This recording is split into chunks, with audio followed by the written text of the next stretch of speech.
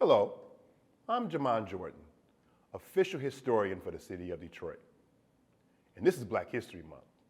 I want to welcome you to some wonderful programming called Undefeated, a look at Black history in the city of Detroit through the lens of dance, music, architecture, spoken word, and other genres. You can view some wonderful video, which will also be available on Channel 22 and at DetroitArtsandCulture.com. Please enjoy.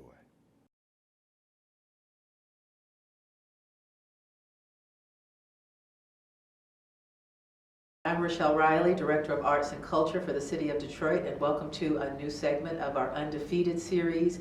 We are celebrating arts and culture, and we are also celebrating Detroit's contributions to American excellence in every genre: dance, film, theater, literature, architecture, and comedy. And nobody can do that better than my friend Crystal P., who is in the house. I love her. We're going to talk about her story. We're going to talk about the comedy scene in Detroit, and she's going to give you a little bit of the funny, and I will too. So welcome, Crystal P. Thank you for having me. Absolutely. This is awesome. Now, I want you to first of all tell people about your journey in comedy in Detroit. What has that been like? It has been very interesting, probably not like the typical journey that most comedians have taken. I think I took the comedy underground railroad, if you will. Most comedians, they go to clubs, start off at clubs, just watching, of course, observing, and then becoming MCs or opening acts, and then they move up to a feature and headline. And I kind of was a little on the backwards side. I saw a contest in LA for NBC for diversity. And I'm like, I'm diverse. I'm a woman, you know, I'm Black, and I go out there to audition and I had never done any stand-up, but in my head, you know, I'm Ricarda Pryor, and I go out there and I do this audition and getting on the stage at the Laugh Factory, which is one of the bigger stages in LA. I just felt something. You know how when you know something is your passion and you get that certain, I can't even describe the feeling. I knew that's what I wanted to do. And so then I came home trying to figure out, well, how do you get connected to the clubs? And I remember prior to going to that audition, I was at Coco's House of Comedy, which is a club that's now closed here in Detroit. And remember seeing both John Witherspoon and Michael Collier on stage, and just that same feeling that I had in LA was the same feeling that I got sitting watching them on stage. Like, I know I can do this. This is what I want to do. And so I came back, and it was like I couldn't get in certain places. Now, what was that like? Was that because it was Detroit, or because what was it like back then? Well, you had your well-known, or as far as Detroit comedians went, all the established ones, your Foolish, your Cocos, your Mike Bonner, anybody who had crossed the stage on BET or Def Comedy Jam.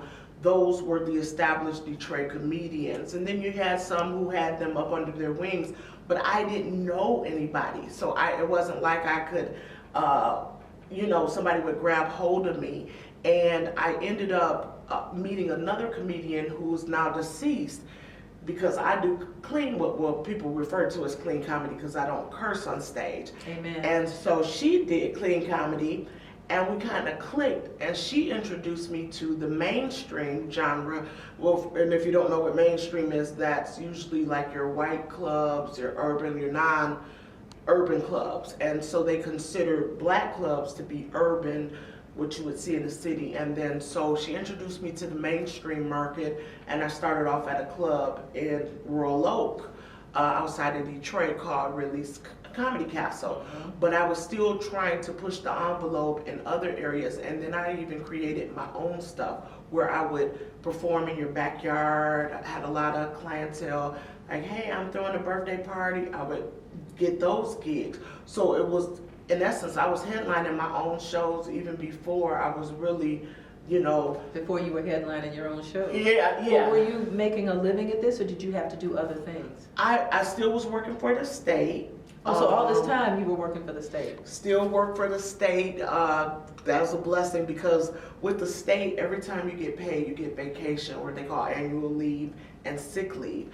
And so I had built up a bank of annual leave. So whenever I wanted to go out, if I needed to do a gig on Friday, I would just use some of my annual time. So it's like I never missed a beat because most of your regular shows are typically on the weekend, or they might do Thursday, Friday, Saturday. And if it was locally, I didn't have to take off work or go to work. I get off work, drive to the club. I was going to Ann Arbor. There's a club in Ann Arbor called Ann Arbor Comedy Showcase, which is about an hour outside of Detroit. At that time, we had a club in Dearborn. We had Joey's in Livonia, and they had a Joey's in Dearborn. So it was a lot of clubs. Several had closed, but there was still quite a few venues for us to work in. And what do we have now? Hello, I will be your comedian for the day. The only thing that's left is pretty much the mainstream market. The Comedy Castle in Royal Oak has been going strong for years, and then you go to Ann Arbor, but Joey's is gone, Chaplin's is gone, they were in Clinton Township. Just about everything, both on the urban side and the mainstream side, is gone. Now, I talked to so many comics, and these were all black comics, who said that they all have to go out of town to make their money. And many of them have jobs here, but will go out of town to. So that is literally the way that comedy is working. Yeah, they'll go even Ohio, which of course Toledo is next door, so you have your Funny Bone. They used to have Laugh Connections, or Connections Comedy Club, which was in Lansing and Ohio, Toledo. Both of those are closed up. So people would go to Chicago, even Atlanta. People would drive a lot of places. Working in the mainstream market and driving all over, I was up in thumb. I've appeared in 117 cities in Michigan. Are there 117 cities in Michigan? I have appeared in places that no blacks didn't even, that they didn't even know existed in the state. But did they laugh? Oh yeah, and that's what made it easier for me because, when you walk in the door and you're the only black face in there, especially I was in the Thumb in Caseville. I've been in Alba, Adrian. Now don't confuse Alba with Alma because most people know Alma. Alba is a little small town. They don't even have a full street light. They have one flashing red light that crosses over US 131. And went into this small little area, it's about 14, 17 miles west of Gaylord, and went there and had the best fun in the Green Lantern Bar. And I remember going to Sterling, and when they called me for the booking, I'm thinking like, Sterling Heights, oh yeah, I know it's there. And I looked at the zip code, I'm like, this is not Sterling Where is Heights. Sterling? And I go on, searching, and it's near Standish and Pinconning, up about 3-4 hours up north. That's headed not up far from 75. It's far from Grand Rapids, but it's that way. Yeah, so Grand Rapids is west, and this is going north. This is more north, so your Gaylords. So if you're on your way to Grand Rapids and you get lost, you wind up that way. No, Grand Rapids is west of the state. This is like going This is towards straight your north. Sault Ste. Marie, not quite up that north, but I know what you're talking 75. about. Okay. So going there, I'm on a 2-lane highway, the little bar is sitting there, all the men are in their leather vests that are ripped at the sleeves, tattooed up, Harley Davidson, whole thing, and you walk in and it's like a record. And I've always dressed on stage. Right. One thing that I learned was you should always look better than your audience, because they're not paying to come see anybody, like that, unless that's your style of comedy. Right. If that's your style, then so be it. And so I walk in there in my little duds and stuff and the makeup and thinking I'm cute. And of course it's not a black face for miles. And I get on stage and kind of just break the ice like, I know you all, like, where did she come from? And one lady was like, no, we get black people here all the time. I said, yeah, when they break out of prison down the street, because all the prisons were up there. They're all there. And so it was like, look at that prison, look at that prison, look at that prison. They would all, and so people kind of laugh, and it just kind of broke the ice. And I would still be able to do a lot of the jokes that I would do for the urban audience and they just enjoyed it. I would even do gospel music right there in Oh. the bar. And see, people don't think that music is funny. Oh, But music can be funny. You can find humor in everything. Like my favorite song, I was singing it for years before I realized it was like not what I thought it was. You know, my funny Valentine. Okay. Sweet comic Valentine. Yeah. You make me smile. Yes, with your your heart. heart. Your looks are laughable. Yes. He's ugly, right? Unphotographable. That means that we're not even taking a picture of you. Yeah, you're my favorite work of art. Yes. Oh wait, there's more. Is your figure less than Greek? I know mine is not. I'm more like, Wait, there's more. Is your mouth a little weak? What is that about? What kind of man is this? keep When you them upset. open it to speak, are you smart? So if you asking somebody if they're smart, okay. So yeah, I sang that song for a long time. I said no, I don't want to sing that song for the person I was looking that is for. hilarious. But anyway, so talk to me a little bit about what, because you know this is my job, arts and culture, trying to make things work, trying to, you know, fill in where we used to have that we don't have. What does Detroit need for its comics to not have to go to LA, not have to go to Nashville, not have to go to Chicago or New York? They need a dedicated comedy club. We have spots that have bars or even the jazz club, Baker's, which is the oldest jazz club in the world. They have a night designated to comedy, but we need a designated comedy club, a place where people know that when they enter that building, they are coming to laugh. Not that it might be music night or it might be jazz night or it might, they know without a shadow of a doubt, I'm coming here for funny. Whether it be a Monday, a Saturday, or a Sunday, it is something comedy related. And we don't have a dedicated comedy club where the marquee says such and such comedy club.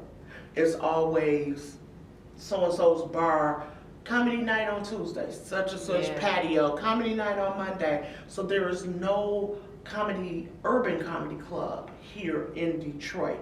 You have to go, if the closest, like I said, Royal Oak or Ann Arbor, which is an hour away. So there's really not a lot for a comedian to work out, because how you work out is to get on stage, That's the right. stage time, and If you don't use it, you lose it.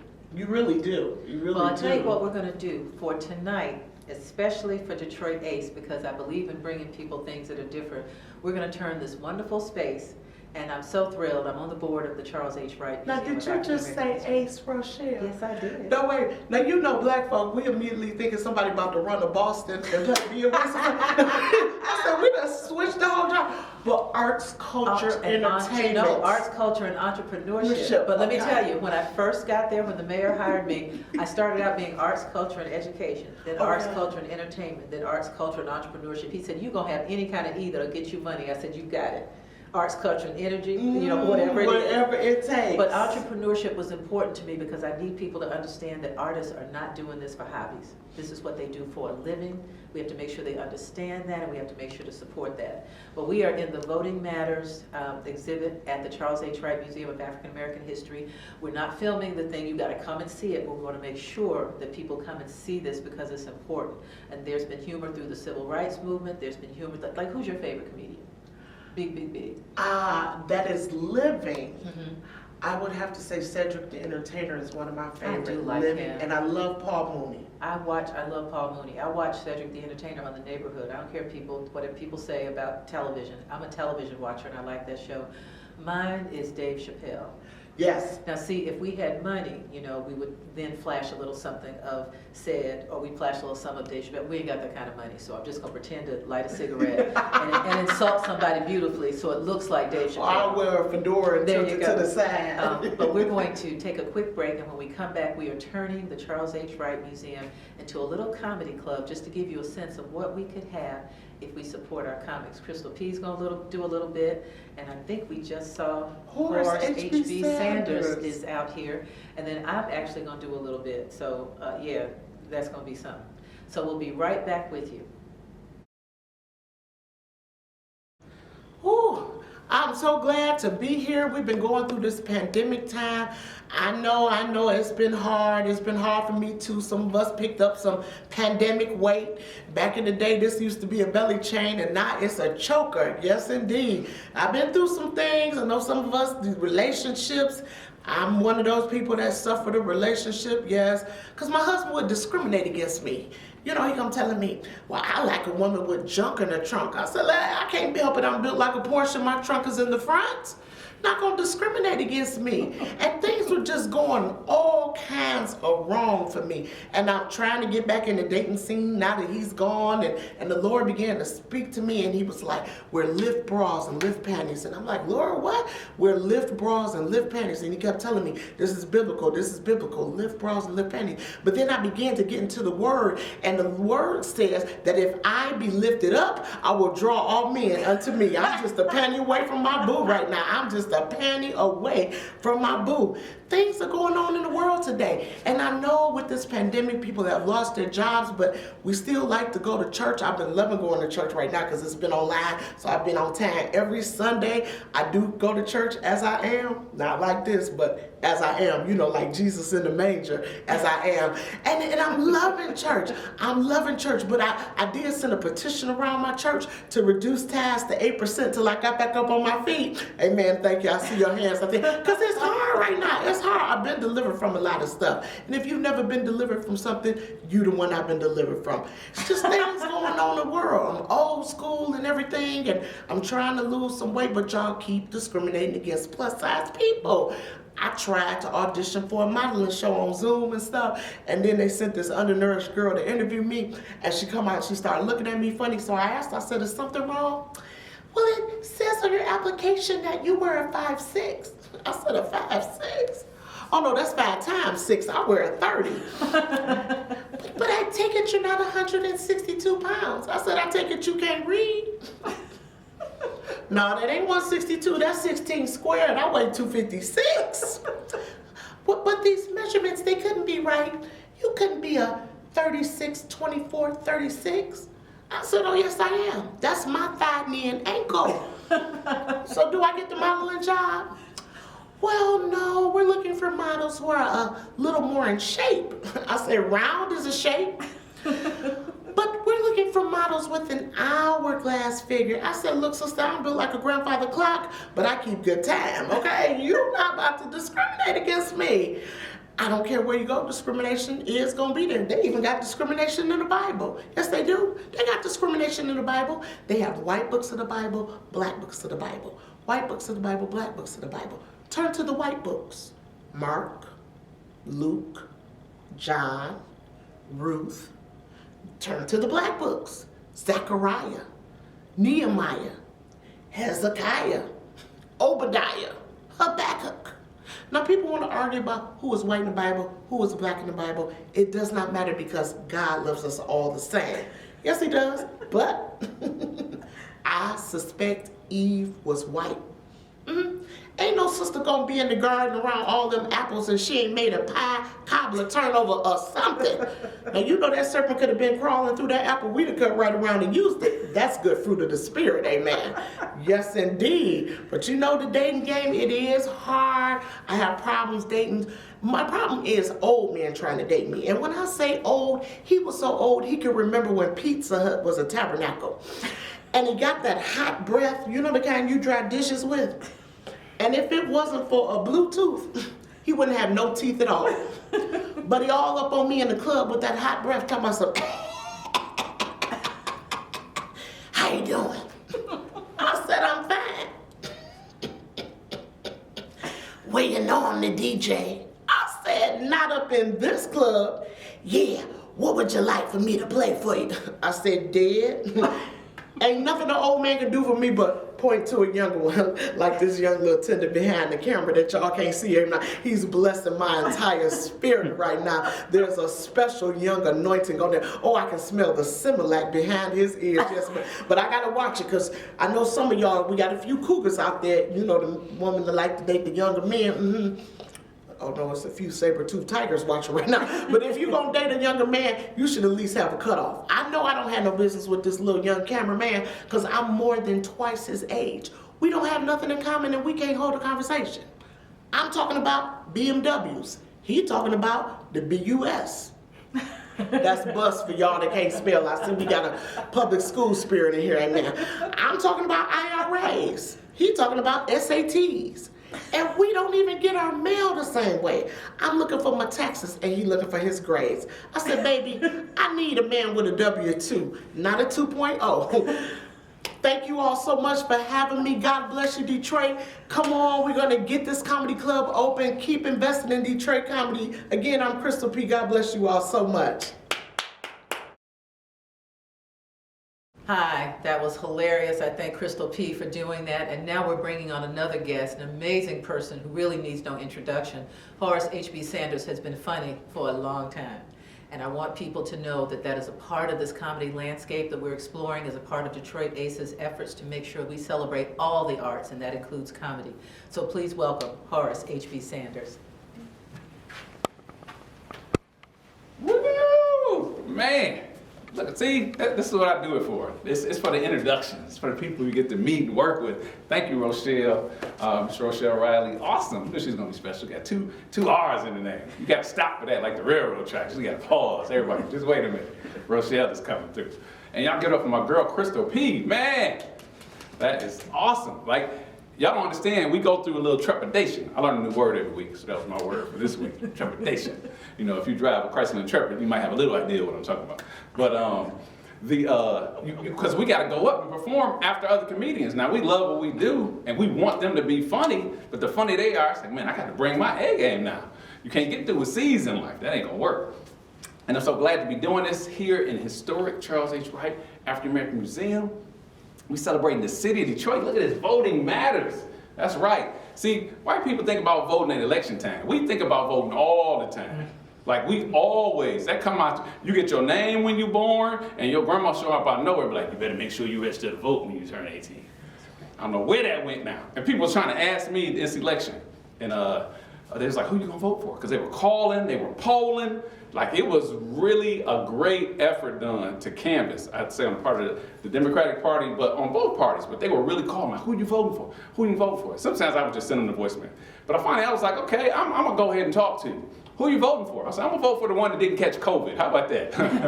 The one that kept his mask on. Because Donald Trump was up there throwing insults and diseases at him. He was like, man, he was over there like the Matrix, like, you won't catch me. I'm gonna keep this little bit of hair I got left to be president. And see that? Look, you want to do something right. He made sure he went and picked a sister. See that? This Kamala Harris, first black vice president. That's right. And I know they say, you know, she got the Asian descent. She has, but she black. That's how we do. That's how we roll. It's inclusive. And that took me back, and then to see Barack and Michelle up there, President Obama, First Lady Michelle up there walking, like, man, they need their own theme music playing. And some people like to criticize, but I'm like, look, we gotta take a pause. I saw my dad, my father, who lived to be 91 years old. He was married to my mom 53 years. I saw him tear up 3 times in life. Once when my mom got sick, once when his mom passed, and when Barack won president. And I watched that. I was like, man. And it was so awesome. But I think back to when he first started, because sometimes we can take things for granted. Like even this black comedy we're doing, and bringing comedy to the city, being encompassing and building comedy in our city. We can take things for granted when it's around us. But I remember when he first announced he was running, he announced that he was like, I'm running for president. People couldn't even say his name right. They was like, Barack Hussein Obama, who is that? And then he won Iowa. And I was like, oh, you gotta pay attention, because it ain't but 2 black people in Iowa. So they was like, who is this dude? Because back then, it was a foregone conclusion. I learned foregone a month ago. Stay with me, people. And that they thought Hillary Clinton was gonna win. She was married to the former president, had 2 terms, everybody knew her. It was like she's gonna win. But then he started building after Iowa. And so we at the barbershop, we kicking it. You ever have somebody say something real ignorant to you? Like, I shouldn't say ignorant, yeah, real ignorant. Yeah, they say something real, I gotta stick with that, real ignorant. And he was like, man, I ain't gonna vote for him because, man, he ain't black enough. I was like, what do you mean he ain't black enough? Now, when somebody say something ignorant, I like to see what level it is, because there's different levels of ignorance out there. I said, what you mean he ain't black enough? He was like, cuz. Let me tell you right now, ain't nothing intelligent coming after the word cuz. He's like, cuz. his mama white. I was like, okay, yeah, his mama white, but his daddy is African. So let's break that down. I did good in biology and in math. He's got a brother behind the camera, cameraman, very astute brother. You know, he's regular black. You know what I'm saying? And y'all know math, regular black plus regular black equal regular black. That's his parents, was both regular black too. Regular black. Now, I was raised, like I said, by my dad, old school, I'm the youngest. So he taught us all how to wash our clothes when we was little, right? Everybody out there know how to wash their clothes, right? I ain't talking about the automatic washers now when you got the buttons and they talk to you and make noises. You got the front loaders. I'm talking about a washing machine. Even had to do some stuff by hand. And you had something called soap powder. They didn't call it detergent, soap powder. Get that soap powder. You get a big old box for like $4 or $5. You can share some with the neighbors on your street 4 or 11 times, you still got a lot left. You can knock it over and still have a lot left over because they just gave it out huge amounts. Then when they first came along with the liquid to try to get people to adjust to this new thing, they would give this big old container of liquid detergent for like $4 or $5. But nowadays, if you go to Target, Walmart, Family Dollar, anywhere, it's a little bitty container of liquid. And it costs about $19 or $20 for this little bit container. It's more than gas. Now, what do they put on the front of that bottle to justify this price increase? That's right, concentrated. That's right. And Barack's daddy is concentrated black. And when you take concentrated black with white, that's regular black. That's our cameraman. Man, you gotta know the math, people. Man, I'm so glad to be here. And then now it's a new year, so Merry New Year. I want to say that to everybody. I say it all year. I'm here. I'm gonna keep saying it till the next one comes. But people are, a little bit trepid now about this vaccine. Now black people historically, we've had some different kinds of experiences with different medical professions and vaccines and tests. So I get that, but we got to be wise because some work, some don't. But people are asking, you gonna take that COVID-19 vaccine? You gonna take it? You gonna take it? I was like, no, I ain't taking that vaccine.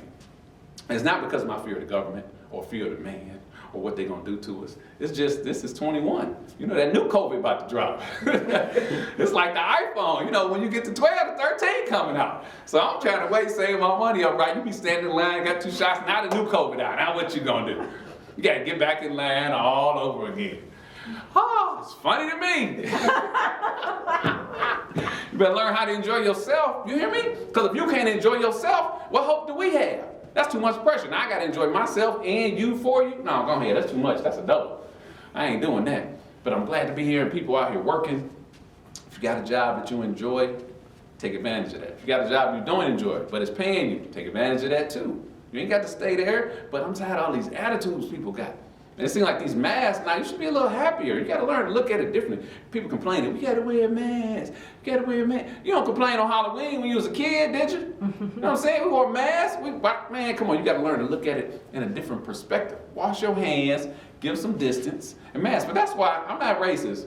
I ain't even being prejudiced, but that's why I think a lot of white people had a problem with the social distancing. Because black people know white people tend to invade their space anyway. You ever talk with a white person? Don't let them get to drinking. They get to drinking, they having fun with you and relaxing. They will be like your third skin. Like, so Horace, what you thinking about doing next? I'll be like, could you back up a little bit? Could you give me a little space? So social distancing means taking some space back, you know what I mean? Washing your hands, which you should know how to do anyway. But what about a little kindness? I'm tired of all these people with an attitude as soon as you speak to them. You gotta use the drive-thru now, pulling up in that drive. Been to the drive-thru lately? Anybody? It's a whole different experience. Now you pull up there, man. My thing is, why do you have an attitude with me as soon as I pull up? Like, at least let me do something to offend you first. It's like they got the attitude locked and ready. Welcome to Wendy's, may I take your order? And that ain't the worst one though, Wendy's. KFC. So they try to get slick now. It used to be Kentucky Fried Chicken. Then they tried to short it to an acronym, KFC. We know that's still Kentucky Fried Chicken. And they still do the same dumb stuff too. I drove past one the other day over on Livernois. If you're not from Detroit, Google it. This joke will be funny to you. I'm riding down Livernois, it's KFC. If they had the sign up, it's supposed to say, now hiring closers. But the C had fell off. I'll wait for the people to think about that. Now hiring losers? Man, what made it more funny was there was a whole line of people too, like, finally. I told you. Won't he do it? Man. And then, you ever ever wait in line at KFC? Like you wait in line, you wait your 10, 12 minutes. You're like, oh man, how long it's gonna be? You trying to not complain because you are in a car, you know, listening to music while you're waiting on food that you ain't gotta cook. But you're like, man, it's taking a while. But you wait 15, 20 minutes to get up there and they say something dumb like, can I take your order? Yeah, let me get that 5-piece meal or 6-piece meal. Oh, we ain't got no more chicken. Well, close down then. Or change y'all sign to Kentucky Fried Sides. Because y'all ain't got no chicken. It's ridiculous. You think we was at the house waiting on y'all biscuits? Y'all play too much. And then one time I pull up, it's so messed up, the people that work there don't speak to you. It's a recording. They came up with this technology and this innovation at the corporate headquarters. So I pull up and it messed me up because the girl on the recording, she sounded good. She was all smooth and sexy. She was like, hi, welcome to KFC. Would you like to try our new 8-piece meal original recipe, which includes biscuits, gravy, quit playing, coleslaw, and mashed potatoes for the low, low price of just $11.99.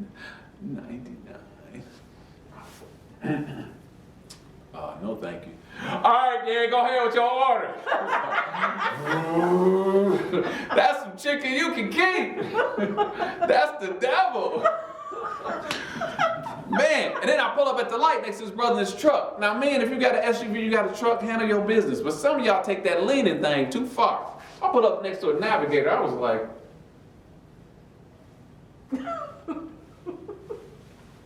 he opened up the back door talking about, hey man, you know what time it is?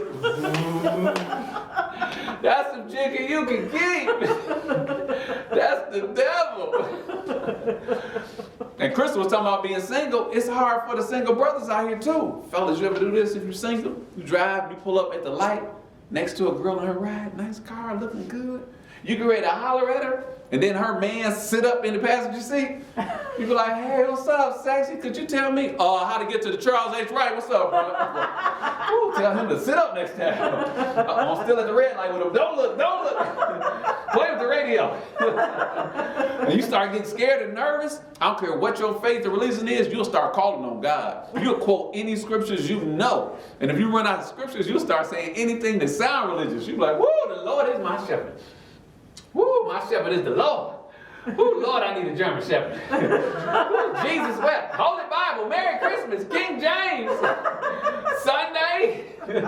Won't he do it? Oh. So hopefully, if you're out there watching this, you're laughing already. You're enjoying yourself. That's a big point of life. Babies come here pooping, eating, crying, and laughing. See, that's one of the 4 food groups or something like that. It's an important quadrant in your life. You need laughter in your life. Think about it. The people you like is because they make you laugh. You enjoy them. Or you make them laugh. They like to be around you. So if you're in a relationship or marriage, things ain't going well, probably ain't laughing together well. You know what I'm saying? And sometimes a marriage can mess up, because I'm divorced. Sometimes a marriage can mess up because you invite the wrong person to the wedding. You know what I mean? Inviting the wrong person to your wedding, start things off wrong, and it might not make it. It's like we invited the wrong person to my wedding.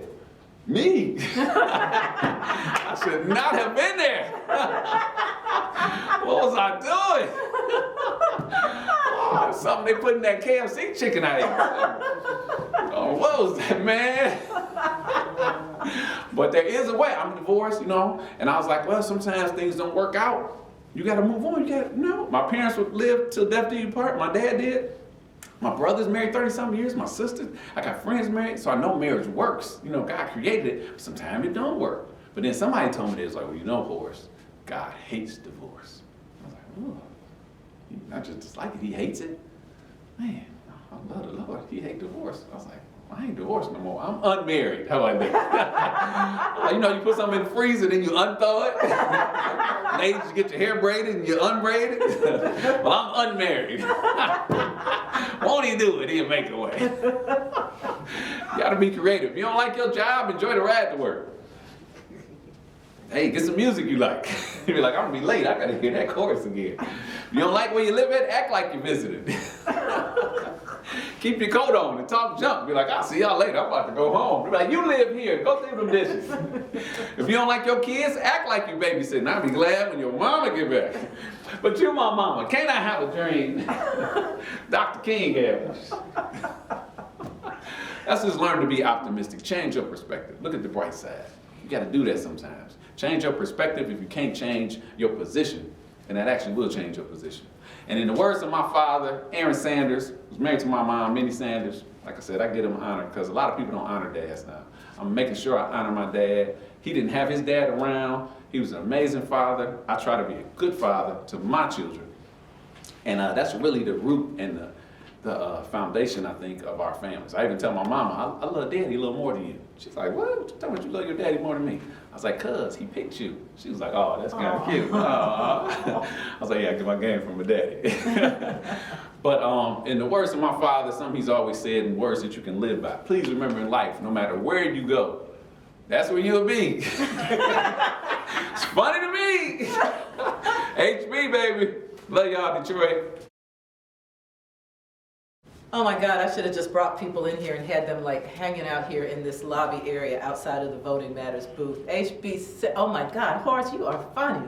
So I got Horace H.B. Sanders and Crystal P. up in here making sure that you understand how brilliant and funny that we are. Detroit literally does everything better than everybody else. We got more talent on one street than some cities have in their whole borders, and that includes comedy. So I'm all about making sure that you know it's as important as music, as dance, as theater. But anyway, so I promised to try and get people to watch this, and it was enough with the comedians. It was enough to get these two fabulous folks here, but I said I would do a comedy set.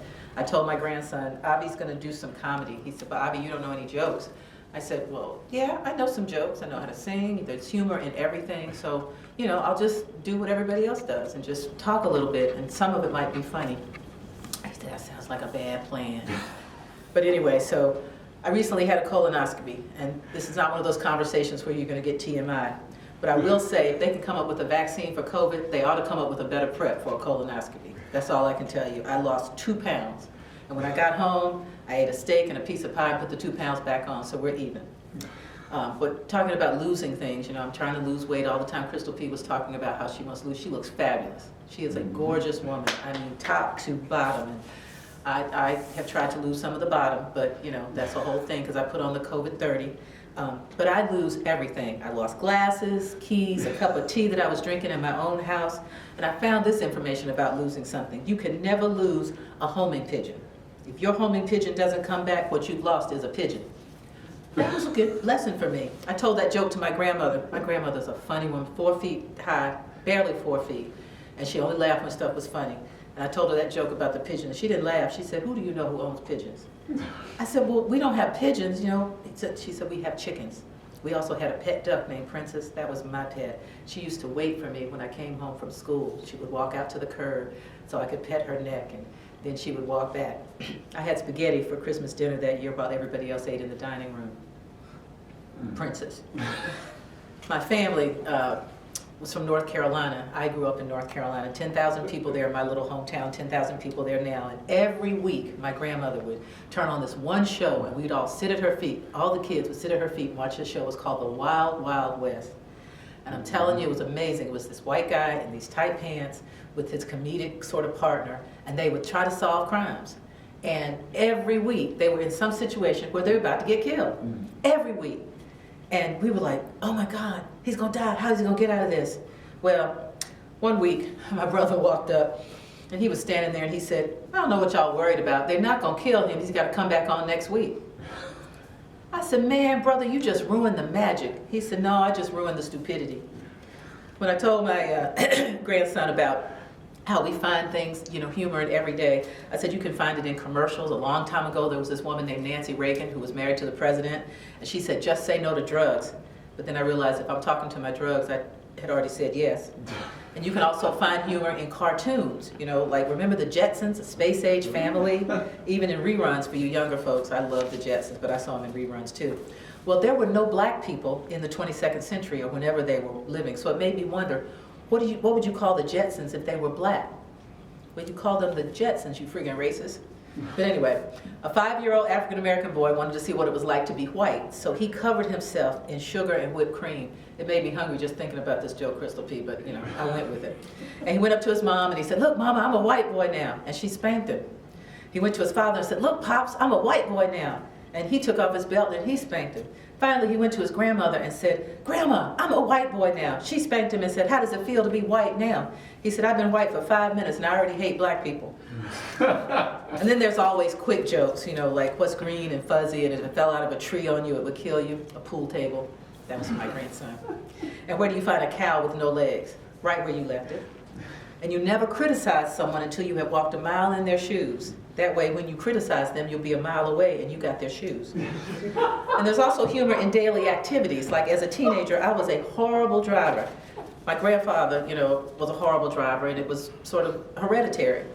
But I want to die peacefully in my sleep, like my grandfather did, not screaming in terror like the passengers in his car. And then there's always humor in the classroom, like this encounter. The teacher said, "Kids, what does the chicken give you?" And the students said, "Meat or eggs." And the teacher said, "Very good. Now what does the pig give you?" And they said, "Bacon." She said, "Great. What does the fat cow give you?" And they said, "Homework." Or the time my brother was in class and the teacher was teaching about self-esteem and feeling good about yourself. And she said, "Now class, anyone who thinks they're dumb, I want you to stand up right now." And nobody stood up, but my brother finally stood up. And she said, "Donnie, do you really think you're dumb?" He said, "No, ma'am, I just didn't want you standing up there by yourself." All right, that's my time. Thank you so much. The last time I did stand-up comedy was for a benefit. We were raising money.